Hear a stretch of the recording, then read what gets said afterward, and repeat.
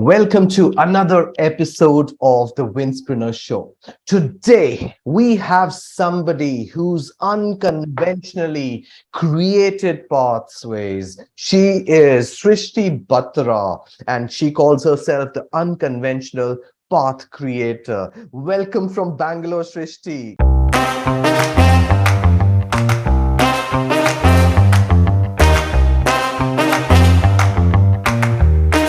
Thank you, Gaurav. Thank you so much for having me on the show.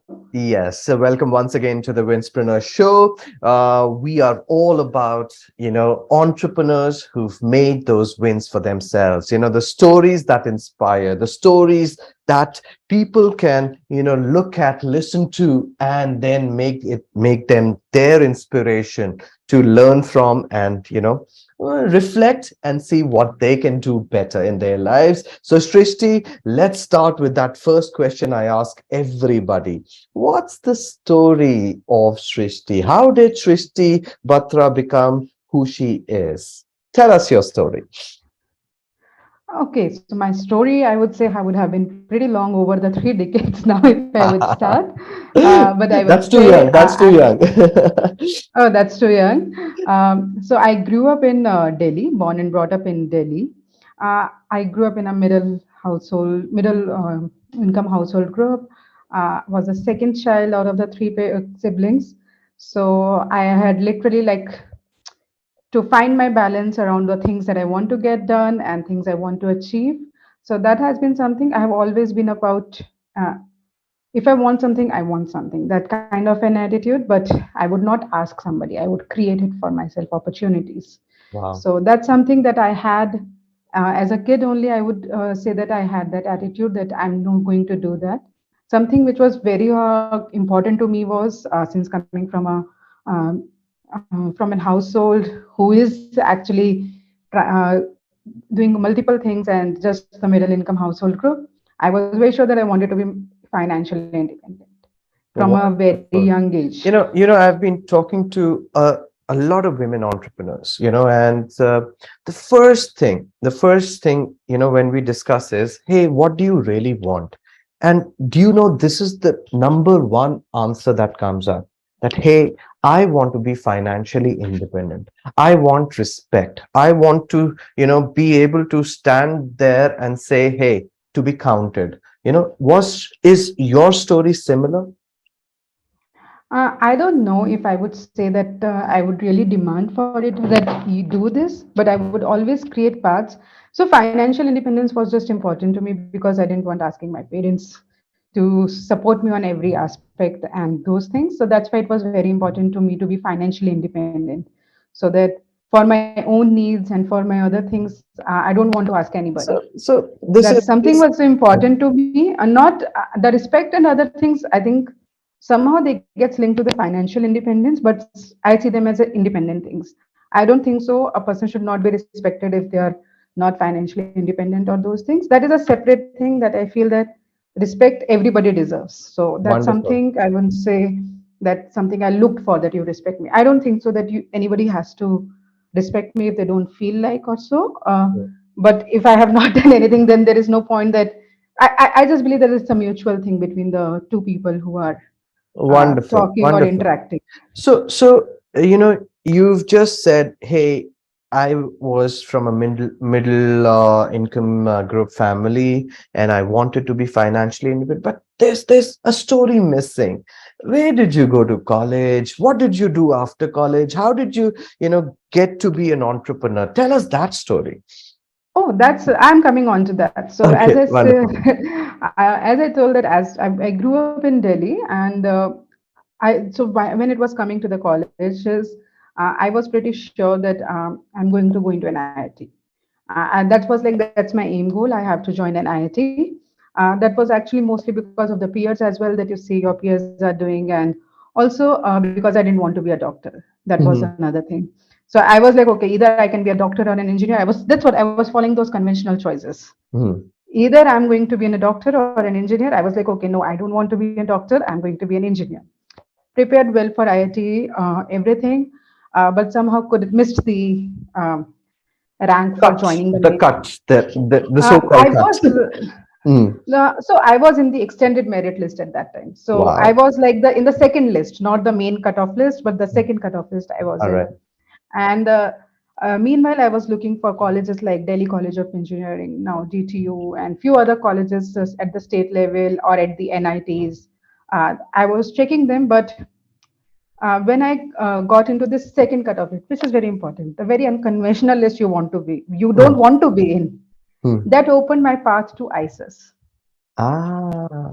So via that, I joined IISER Mohali, Ah, and okay. So that's the connection. Okay, so the dots are now connecting. Wonderful. yes, Okay. that's what I said. It's been a very unconventional journey. If you will see So how so many times just I just have for dropped from my path. just for the benefit of viewers, what is ISER? IISERs, I say IISERs are something IITs, but for research. So they are not technology Yes. institutes, but they are at par with what India has set an example of IITs. IISERs has set that example for research education for undergrad and postgrad, and I would say PhD as well now. Wonderful, So wonderful. so that's what IISER is about. And I remember when I went to give the IISER counseling interview and all that, they were like, "Do you want to ask me anything?" The panel Mm. said that. I was like, "Isn't it should be the opposite way that they should be asking me and they are asking me?" And then my mom was there with me. I was like, and that was in a small campus. I was like, this doesn't even look like a college. Where I was like, this is like. This is like I have come to a coaching institute for coaching classes, This and is the that was Mohali campus? no. This is the Sector 26 Oh, they must campus. have had a recruitment or like an admissions office. Okay.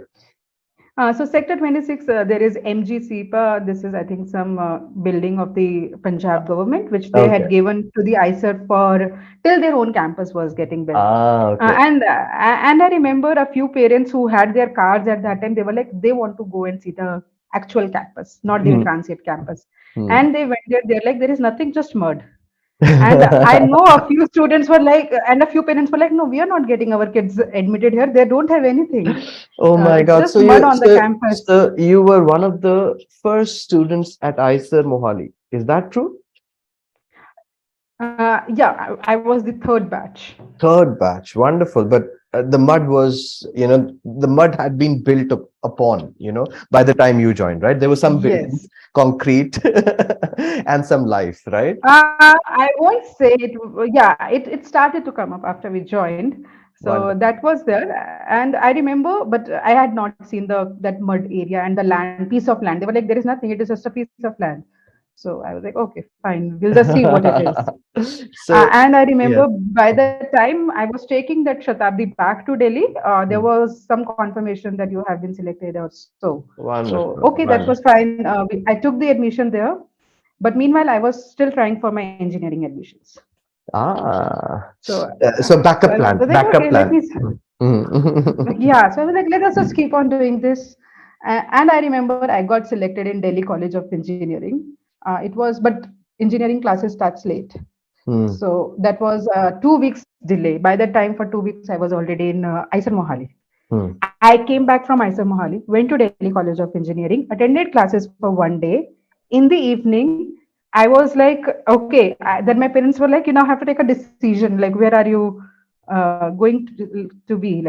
And I just called up my parents, just come and pick me up. And I don't want to study here. I'm going back to IISER. My parents were shocked. Ah, so you chose unconventionally. Unconventionally, you chose ICER over DCE, which is amazing. Okay. And Yeah. So must have been and that some experience you would have figured out the environment, something you would have figured out, right? To push you over there, like yeah, that I think decision. there were a lot of things. So I did attend like few classes. I won't say at that level the curriculum is any different or syllabus is any different. And I don't think so. At that point, I was even considering that they were teaching thermodynamics. I was learning thermodynamics. Nothing on that part. The things which I noticed was that as an IISER Mohali, since it was a very small campus, I was seeing the opportunity for personal attention and personal growth. And I was Oh, seeing that the wonderful. opportunities that I would have would be way more than just following the herd. Over there, Yes. I could see 1,000 students in that batch. You know, I've always said that these are the, there are dots in our life that connect to form the story, and Yeah. imagine the stories, your story has those dots and those decisions, those 1 weeks, those 2 weeks, and, something that happens and that shapes your life, the way your life is going to shape up, in different ways. But till now, the journey, it shapes us with those dots. Wonderful. Wonderful. Yeah. So, IISER, how long did you spend, in IISER? So I spent 5 years in IISER Mohali. I did Wow. my bachelor's and master's both from there. It was a dual degree program. Another interesting thing was that once I came back, and as I said, when I started over there, I had not seen the campus. And I Hmm. remember 1 year later, the director was like, 1.5 years later, we were moved to the new campus. We were the first Ah. batch to be moved to the new campus. And what did the new campus have? Only hostels in the middle of nowhere. And we were like, coming from the very nice heart of the Chandigarh, you are putting us in the middle of nowhere in just one hostel building. So, Yeah. Uh, I now remember, that's prime area, by the way, where you are on that yeah, airport road. Now it's prime area. You've got the beautiful ISB campus right yes, next to you. yes, So yes, yeah, I know yeah, that that's area. the, yeah, Anyway. I know. Initially, when we were there was no roads, proper roads outside the campus, and the road only came after ISB got constructed. True, true, true, I true. literally remember that. I was like, when will I have to stop crossing this mud path? Mud So never leaves you, huh? So mud has been following you and your family everywhere. so Or I think that was, it can be that wherever you go, development happens, so either ways you look at I look at it that way. I look at it in the second way. So it. I So think that has been. wonderful. So did you do a job afterwards, or you already had bitten the entrepreneurship bug No, no, after? no. So after that, I actually joined PhD program at NCBS Bangalore, Okay, and I did my doctoral studies again. wonderful. So to begin with, I didn't want to be a doctor. Unconventional. There you I go. didn't want. So, an engineer, I mean, thinking of being an engineer, then becoming a research scholar. I Yeah, would call you a scholar because, hey, masters and all, right? And then going on to do a doctorate, a PhD. You are yes. unconventional, Dr. Srishti. So, yeah, so I think that was something again when I joined NCBS Bangalore. I was still actually open to options, and Bangalore was like 2,500 kilometers from Delhi. I was like, I have only been 250 kilometers away from Delhi. I don't know how am I going to survive in Bangalore. So I think that was a. So I don't think so. I was doubting anything about the opportunity or those things. So for It me, it was has the been very distance. It fortunate. was. It was the distance with my Hmm. parents, It was your because when I support was in, network, and you've grown up yes, in an environment. And did you ever take the Karnataka Express, the no. 2 day journey? No, I've Uh, done that. I did it. I think I did once Rajdhani from Bangalore Oh, to 36 Delhi. hours. That's so uncomfortable because you have to sit in that, right? That's the Uh, 36 hours? No, it's the sleeping thing. Sleeping. It's a sleeping thing. Okay, lucky. And after that, my parents just told, just never ever take that. It was a Uh, nightmare to wait for you for so long. We were just worried that you were in the train. So like, hmm, and yeah, now I think it's fine. Now the flights are way more convenient to go about uh, yes. in the recent years. So that has been fine. Yeah, but I think for me, deciding to be in Bangalore was more of like a familiar and personal choice problem But because I I'm remember. sure the day you landed in Bangalore, just the weather would have made you feel, ye to theek hai, chalega. Yes, that's true. That's true. I You think the know, weather was the only good thing. The yes. weather was the only good part. Uh, Yeah, but I was mostly like I didn't want to be so much away from my parents and my brother and sister because when I was in Chandigarh, I would come home twice a month. hmm. So I was used to that visiting my parents and visiting my brother. But I was recently talking to Rahul Narvekar, and he mentioned something. Now, Rahul is a brilliant man, and he mentioned something that it's sometimes when we are put out of our comfort zone, is that when we actually excel. And Exactly. it's very important for us to get out of that. You were in a protected environment. You always had something to fall back on. Suddenly, when you have that exposure and you're out, in a new place, you're making do with what you have, and you're adjusting and things, that is sometimes better for you, I think.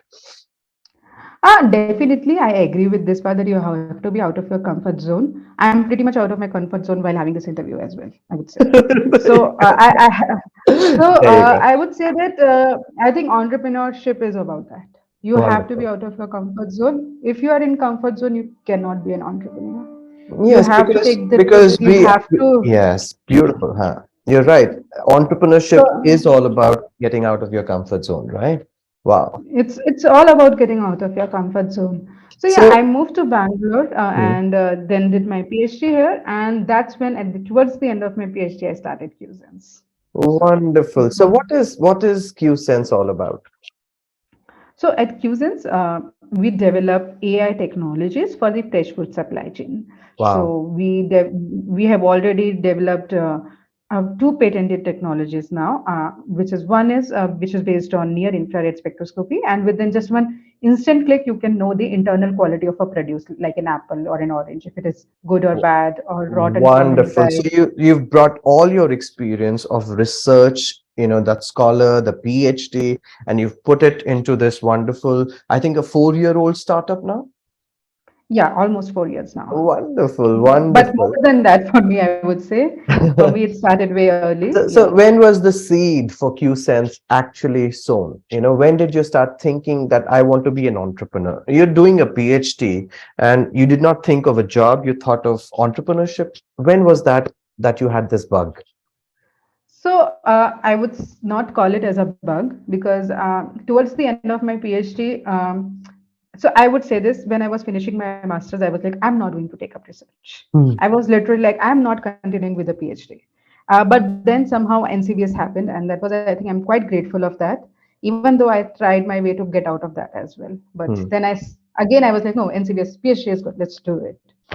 So then again, when I was finishing my PhD, I was actually applying to Harvard for the postdoc position. I had Ah, actually got an acceptance from the Harvard that yes, you can join us as a postdoc. And around the same time, and that time I was figuring out the logistics for it. That's it. hmm. Because they were like, start now, and I wanted a little bit more of buffer time to start before I joined Harvard. Uh, so Boston area, I would say. So they had not at that time not specified which particular. I had Hmm. applied to a program, so they were not specifying which particular lab you would go to. But Hmm. I had chosen everything Harvard, so I knew that it will be one of those labs Hmm. in the Harvard. Hmm. And they were asking me to join in February. And I would say that instead of going to Harvard in the February, I went on starting Cuisines in the February. Wow. Now that's a dramatic change in. So change, huh, that happened in few months. That happened in few months, Hmm. and that happened. There were a lot of factors which were into play at that time. I started on my entrepreneurship from a program called Entrepreneur First, in which you actually just join as an individual, and you explore your entrepreneur idea, and then you see if this can become a startup or a company. Wonderful. So I had an opportunity to join them, and they were starting it in February. So this was, I think, around Christmas or before that, around that time.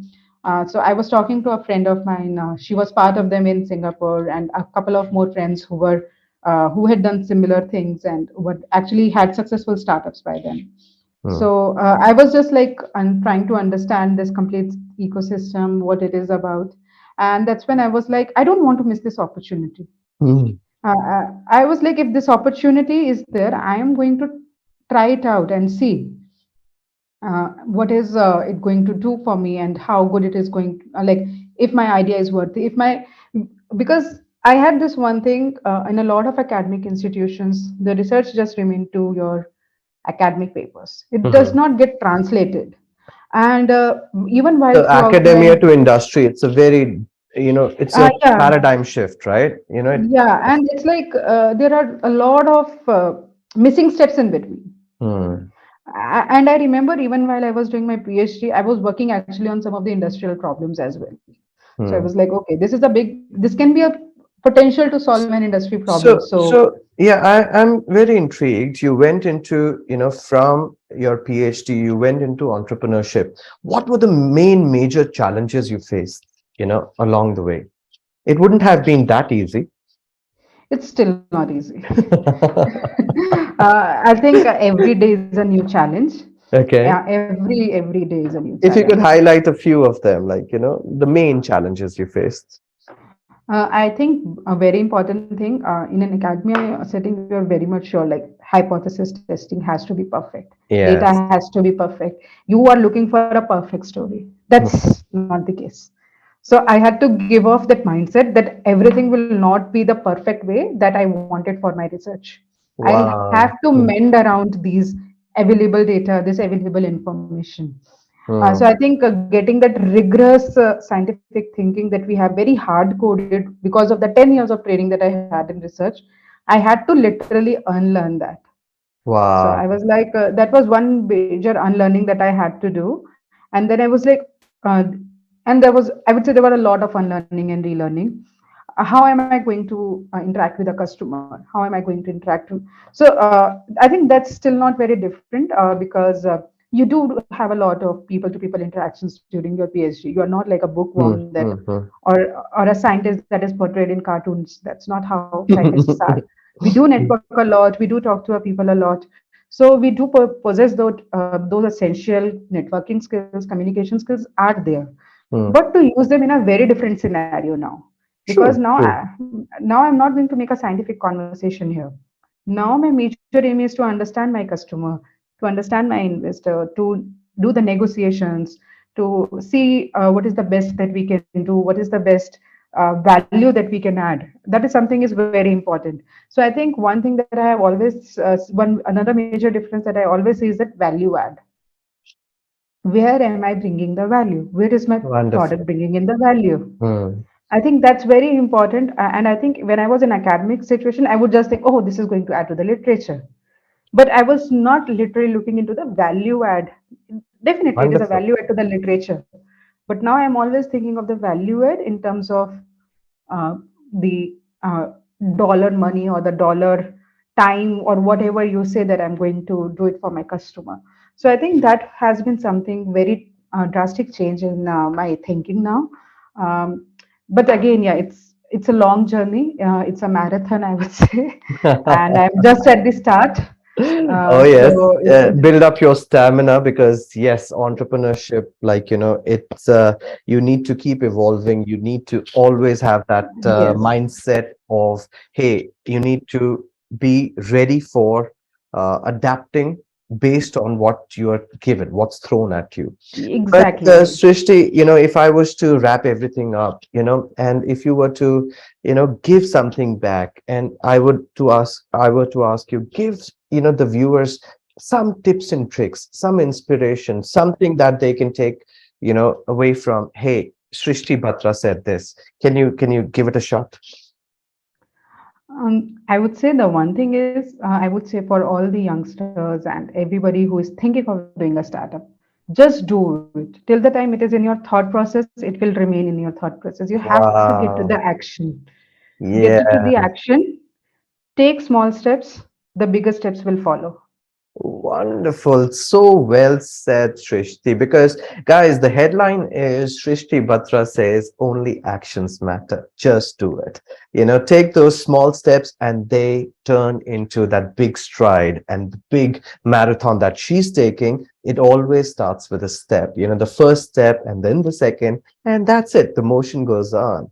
It's such a pleasure to have had you today here, Srishti. I know it was very, we fixed this up on a very short notice. Thanks for spending so much time.